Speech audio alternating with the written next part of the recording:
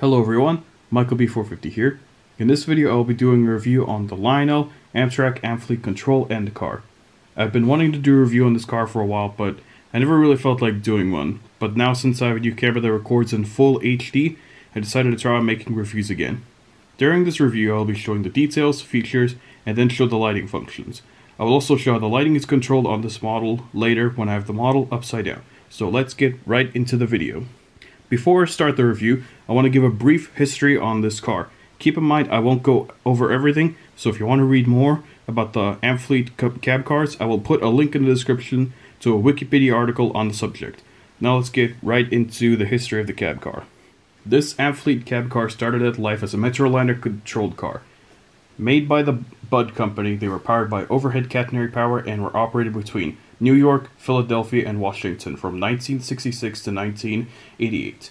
They were originally ordered by the Pennsylvania Railroad in 1966, but because of technical difficulties while testing, Penn Central, Pennsylvania Railroad's successor, acquired the cars in 1969 and put them into revenue service the same year.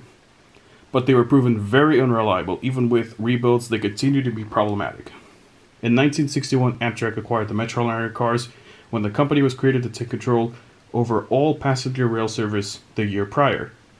And they quickly discovered how unreliable the Metroliner cars were, but the railroad continued using them until 1988. Before the Metroliner cars were completely phased out, they were pulled by the then new Amtrak AEM7 because it was proven much more economical to run them that way. In the end, most of the Metroliner cars were scrapped, but 29 of the 31 cab-equipped Metroliner cars got a new lease on life as cab cars for the San Diegan, the Atlantic City Express, and other Amtrak services. The Metroliner cab cars, as rail fans call them, still exist to this day and are primarily used on the Keystone service, but sometimes do appear on other Amtrak services, but that is very, very rare to see. Now let's get into Lionel's rendition of the Metroliner cab car. Lionel cataloged this item in their Signature Edition 2010 Volume 1 catalog, and I believe they were delivered the same year. The car is 19 inches in length, 20 if you count the couplers. The minimum curve for this car is 0.36. It has fully automatic controls for the headlight and marker lights. Of course, I will show you how those work later in the video. There are also strobe lights on the roof. The interior of the car is lighted, and there's also a full interior. Overall, the model is very well done, so let's go in for a closer look. I will start out at the front of the car and work my way back. The front pilot is fairly well done with molded electrical wires here and here. Molded in electrical sockets right here and right here. There's also a molded in coupler lift bar assembly right here. The pilot is made out of plastic, but it's not too big of a deal. It would have been nice if it was made out of metal, but again, not too big of a deal. And of course, there's also the typical O-gauge coupler in the middle of the pilot. On the front end of the car, there's a plastic diaphragm. It doesn't move, it's more decorative, but it does have some nice details on it up here. In the middle of the diaphragm, there's a door with a clear plastic insert, and of course a silver border around the window as well. All of the windows, by the way, do have a slight blue tint to them. Near the sides of the diaphragm there are the ditch lights. These ditch lights do not operate out of the box, they'll just have clear plastic inserts on them. However, it is not very difficult for you to add in your own ditch lights with 3mm LED lights. Up here we have the number board, and on this side we have the cab part of the cab car with a clear plastic insert, and there's also a windshield wiper molded in. Inside, there's an engineer figure inside the cab, and on this side over here there's another window, but you can't see that. I'll show that a little bit later. Of course, there's a little painted on electrical box above this ditch light. And before I forget, there are handrails right here and right here on the sides of the cab car. And finally, you see this really, really nice yellow and black striping on the front of the cab car, which makes this thing look really cool when it comes down the rails. I want to mention real quick that the ditch light positions for the road number of this cab car is not completely correct. The real 9646 has the ditch lights mounted much further down, about here and here. Not too big of a deal, but 9645 and 9647 do have the ditch lights exactly like this. So it appears Lionel was trying to make a cost-effective model by finding common grounds between road numbers. So the ditch light position might be wrong for this road number, but other road numbers, it can be correct. Anyway, moving on to the sides of the model. Before I start showing the sides of the car off, I want to show the details below the waist. The trucks on this model are fairly bland, there's not much in terms of separately applied details. However, this equalizer assembly right here is separately applied. It's the only separately applied details on these trucks. There is cast-in brake hardware right here, which you can't really see. There's also a cast-in spring right here, and a couple other miscellaneous cast-in details. I want to mention real quick that these trucks are not accurate to the real-life Metroliner cab cars. The real-life Metroliner cab cars ran on Superliner 2 trucks, then they still do.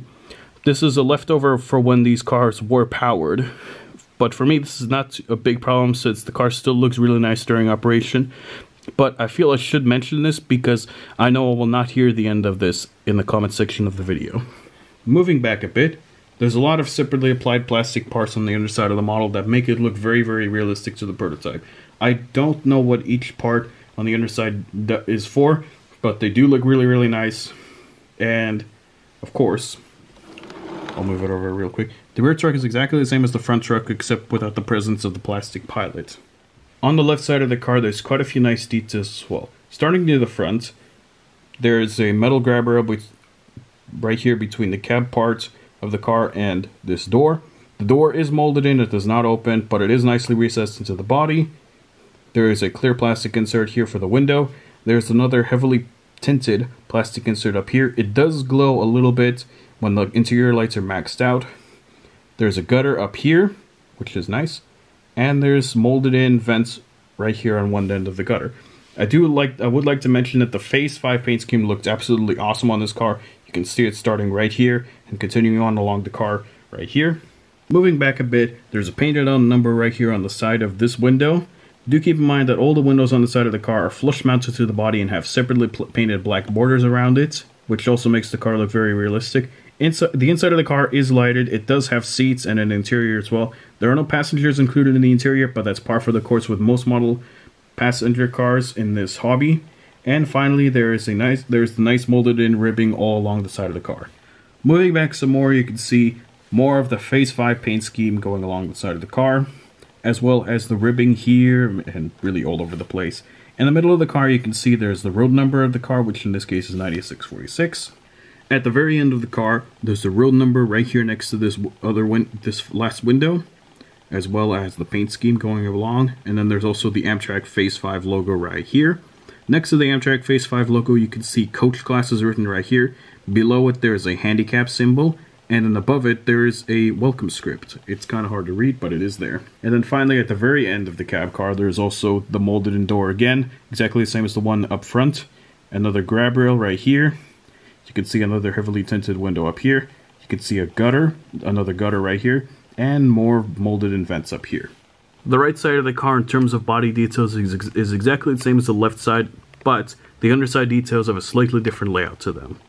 On the back of the car, there's quite a few molded in details like the utility boxes here, here, here, and here, as well as some structural supports. I don't know exactly what these are, but I think they're structural pieces.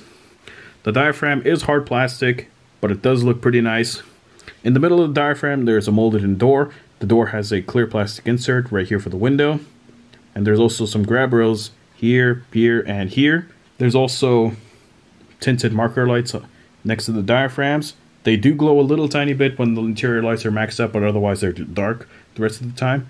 And down here you'll also find there's separately applied grab rails down here. Oh, and of course, there's the traditional O-gauge coupler down here as well, attached to the truck. Moving back to the front and looking at the roof of the model, there's a metal horn piece right here, which is an accurate K5LA horn. Over here you have the strobe lights, which will flash from side to side when they are turned on. These outer ones. The red one doesn't do anything, it's just a dummy light. And underneath the strobe lights, there's also a second set of gutters right here and here, which is pretty nice. The roof of the model has ribbing from end to end. As you can see, it's all along here. It looks very, very nice. Moving to the very back of the car, there's another set of gutters, second set of gutters right up here, but there are no strobe lights on this end, and there's no horn as well. Here's the underside of the model.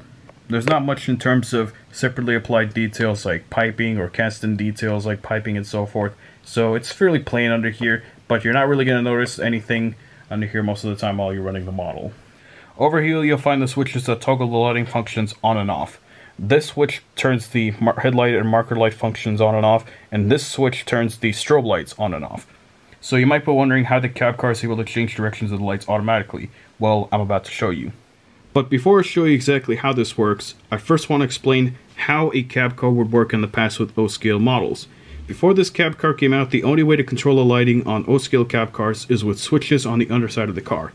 It was a very simple method, but not very intuitive, because it would require the user to pull the train close to them and manually switch the lights. But sometimes the switches were also in a very awkward place, so it would require the user to take the car off the tracks in order to find the switches that they needed to change for the front lighting. This car works in a very similar method, but all it requires the user to do is to change the direction of the train and move it in the desired direction. And all of that functionality is located in the front trucks. So first I'll have to take a panel off the underside of the trucks in order to show you exactly how that works. So give me a second. Alright, so here's the front truck. Before I can show you exactly how this whole entire system works, I have to take the bottom panel off, and that'll take a few seconds. Give me 1 second. Alright, so here's the front truck with the panel taken off, and as you can see, the whole entire mechanism for the headlight and marker light mechanism is all mechanical.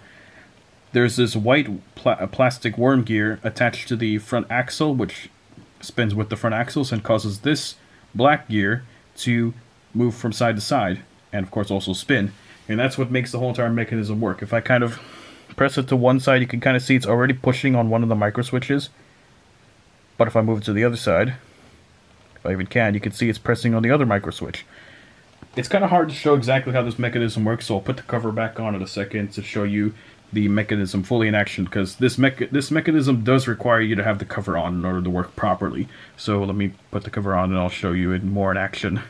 Alright, I've got the cover back on the front truck now, and I'm going to show you how the mechanism works. Pay attention to this little silver axle right here in the middle. That's the black gear I was talking about. So if I move the wheels clockwise, you can see now the axle is to the left of the cab car. That would turn on the marker lights. If I move the wheels counterclockwise, as you can see, it's now going to the right side of the cab car. And I'm kind of messing this up. And that would activate the headlights. It's a very simple mechanism. It's very cool. Let me return this back to center real quick. It's a very cool mechanism, very well done. I have to applaud Lionel for going out and making this mechanism work. But I do have to mention real quick that the lights do have a tendency of coming from the factory wired in backwards, so you kind of have to check that.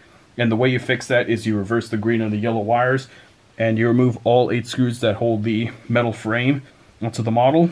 But if you want to know more details about how to rewire the lights to make them work properly, Lionel has put a basically a tutorial on how you rewire the lights and make them work properly if your lights are indeed wired up backwards. So I'll put a link to that in the description in case you're looking for that. But yeah, there is a very slight problem with this mechanism, by the way, and I'll show that to you a little bit later in a few minutes as soon as I show the lighting functions of the car. Okay, now we've come to the fun part of the video. I'm going to show you the car in action, but for this part of the video I'll just simply be moving the car to demonstrate the lighting functions. I've got the car on the tracks, so now all I have to do is apply power to the tracks to get it working. So as you can see, the strobe lights are on, and they always are on, but that's besides the point. If I move the car towards the camera now, you can see now the headlight and ditch lights are on. Now I have to remind you again that the ditch lights do not come with the cab car from the factory. You have to add your own. This is sort of just a way to show you what the ditch lights can look like when you add your own in with 3mm LED lights. If I move the cab car away from the camera, you can see the headlights go out, and now the marker lights are on. Now remember when I mentioned that the strobe lights have a little bit of a problem spot? Well, this is it. When you're running the car in trailing mode, the strobe lights do not automatically turn off. This is not accurate. They're supposed to be linked to the bell in the real-life cab car. I mean, I could just simply switch them on and off like that, but I've actually done that so many times when running the car in trailing mode and leading mode, switching the strobe lights on and off, that I've actually worn down the switch before in the past. I mean, I can run it like this all the time, getting forward and backwards position, but really it doesn't look as cool without the strobe lights. If I flip this again, you can see without the strobe lights, but if I flip them on again, it looks pretty cool with the strobe lights, I do have to admit. It does add a nice, cool look to the car. Now, the way you can actually fix this is you add in a solid-state relay between the mechanism for the strobe lights and the headlights and use kind of the headlight function as a trigger. I will do that in the future sometime, but I really feel that this should have just been included with the cab car from the beginning, since you are paying quite a bit for the cab car, and well, you should have. It's kind of expected that this function should already be in the cab car. But I'm blabbering on a little bit. So let's get to the conclusion part of the video now. So to sum up this car, it's a really nice car to own and adds another dimension to operating your Amtrak trains, but it's not a 100% perfect solution. So I hope Lionel will address the operating problems if and when they will recatalog this item in the future. Addressing the problems I mentioned would make the car so much more fun to operate, and even adding in Legacy into this cab car would make it even more fun. But I still think the car is awesome, and these problems will not prevent me from buying the model again in the future. If you'd like to buy this model, it retails right at $90, but since the model has been out of production for over 8 years now, it's gonna be very hard to find one for around retail price. Most of these models are selling well over that price on sites like eBay. There were 2 models that sold back in November 2018 on eBay that went for around $300. So yeah, good luck trying to find one for a reasonable price. I would suggest waiting to see if Lionel will produce this model at some point in the future, but it's been over 8 years since this car first came out, and it doesn't look like Lionel's planning to recatalog this item. So anyway, that's it for this review. I'll finish it off with 2 running videos of this car in trailing mode and leading mode. Of course, running with 2 other Amtrak passenger cars and my F9PH Shy. If you guys enjoyed the running videos and you enjoyed this review as well, be sure to give the video a like and consider subscribing if you'd like to see more videos from me in the future. I'm Michael B450. I'll hope to see you guys in the next one. Bye!